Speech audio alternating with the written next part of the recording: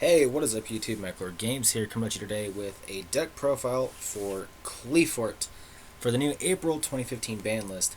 I have been playing around with this deck for quite some time after the ban list has changed, and I was actually, uh, doing deck testing with Yuki Nono for his locals, which he's taking a masked hero deck and he's kind of making it really quick and speedy, and it's pretty good and actually gives this deck a run for its money. And this deck is really good. I've taken some advice from him and I'm trying out some different things, and so far I'm liking it a lot. It plays very diversely. You can sometimes have bad hands and have some clog ups, but that's just like with every deck. You can have clog ups, and that's not because this deck actually clogs things like that. It's just the consistency of the deck was kind of killed when Sacrifice took a dive. But anyways, let's get into the deck. We've got our 1 Monolith, our 2 Scout. We have 2 Stealth and 2 Disc. 1 Odd-Eyes Pendulum Dragon, just because we have 2. We can search for our Scouts and we can search for Trampolinix, so that just provides a little bit of extra speed. I might take this out for a 3rd Shared Ride. I'm not exactly sure how I'm feeling about it. This card just kind of feels dead a lot of times, so I might take this out for a 3rd Shared Ride. We got our 3 Helix and our 3 Carriers to get rid of back rows and monsters. And of course our double Trampolinix. So that's it for the monsters. So I've been trying an engine, I've been trying a destruction power thing. I mean double Reggae, one Reggae, double Dark Hole. This setup is so broken. You can lay waste to the Digital Lock that Necros puts on you. You can lay waste to Rogue. This deck can lay waste to a lot of things, especially if you can drop these power cards. And plus you have Book of Moon for interruptions. We got 3 Upstart Goblins, 3 Summoner's Art, 2 Duality, 2 Shared Ride. Might make this 3, depending on, depending on if I think Odd Eyes is working out for me, and 1 Sacrifice. We have Bottomless, Torrential, Ring of Destruction, Compulse, Vanity's Emptiness, Skill Drain, Stellar Morning, and then we have these 2 cards, Soul Transition, or Soul Turnover. I don't know which one the actual TCG card is. I think it's Soul Transition is the TCG name of this card. But this card really is actually not too bad in the deck, but this is one of those cards that you easily can just side. No problem, because this is just extra draw power for if you get this in a starting open, and you normal summon. That is perfectly fine. This does help the deck a lot. So this will really help if you're just going through basic testing against your first matchup, this can really help, but this is one of those cards you easily can side out. So on to the extra deck, we just have staples Abyss Dweller, Carnorgan, Castell, Dark Rebellion, Xyz Dragon, Diamond Dire Wolf, Exeter Knight, Gaga Cowboy, Ragna Zero, Silent Owner Arc, Shark Fortress, Bulkasaurus, Bouncer, Gaia Dragon, Dracossack, Big Eye. You will rarely get into your extra deck. Unless you're really trying to play off your cat, you will rarely access your extra deck or really have a need to actually access it.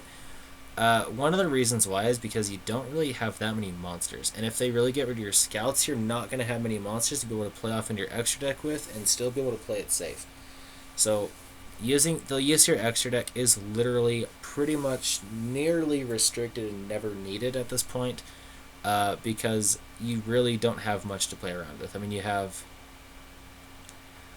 6, 8, 10. You have 10 summonable Qliphort monsters, and if you just go ahead and get rid of them, you kind of lose a bit of your power play. So you do need to be careful as to what you do with those when you're combining it into your extra deck into going into things. But we do have various stuff that you can use against certain decks. If you're playing up against Firefist, play Ragna Zero, play Shared Ride as well. Shared Ride is an absolutely amazing card because each time your opponent adds a card from their deck to their hand or from their graveyard to their hand, you immediately draw 1 card. And because it adds cards from their deck or their graveyard, you would draw for each, even if that's 2 at the same time, you still draw for both. So that's really good. That's really good, I think. I'm not entirely sure how this fully works out, but it's a really great card. And for our side deck, we've got Triple Max C for Burning Abyss matchups, going Rogue. like someone who's playing a deck that just summons a lot, play Maxi, they're gonna cry. Effect Vealer. This card is honestly useful. Well, very useful for those hero matchups. Uh, all of the 6 games that I played against Yugi, no, I cited. Okay, so I had originally cited in Iron Wall because he had Dark Law, and I didn't really get into the Iron Walls like I wanted to, so I cited them out for Effect Vealer. Never saw the Effect Vealers like I wanted to. So it kinda, I mean, they're there sometimes, but it just like it seemed like I never had them when I needed. Even like if I cited in all 3, I never had them. I sideboarded my MSTs just for Qliphort matchups. I don't really see the use of blowing up back row in this deck because the fact that we do have helixes that we can just tribute off to go ahead and blow up back row. So we have our own MST that gets effects off and you just do things with. So we have our own MSTs in the deck. These are for just like if you play like against really heavy back row decks, or like you're playing up against like you're going up against a game like in a game like against like you're going up against like Qliphorts. You really want to have these MSTs ready. 3 Imperial Iron Wall. Ritual Beasts are kind of becoming a thing. People are trying to play them a lot. This just completely shuts them down. As well as the fact that you masked heroes are a thing with Dark Law because Dark Law really hurts away at this deck. This card really hurts Dark Law and really just doesn't. It means Dark Law doesn't do shit. And then Shadow Imprisoning Mirror for those shit all matchups. Those what the hell, Burning Abyss matchups. You don't really have anything too far sightable like that would really hurt Necros. I mean, Necros does like to search out of their graveyard and stuff with Imperial Iron Wall. So, I mean, if you just have your Iron Walls, set it against them, you're pretty much good. Or like if you want to get out of the Dijon Lock, you have Effect Healers. But honestly, that's why this right here exists. These 3 Power Destruction cards, just because that will easily make short work of those cards. So really getting out of like the Dijon Lock and everything really is not too difficult with this deck to honestly do. And I will leave a link in the description of the channel.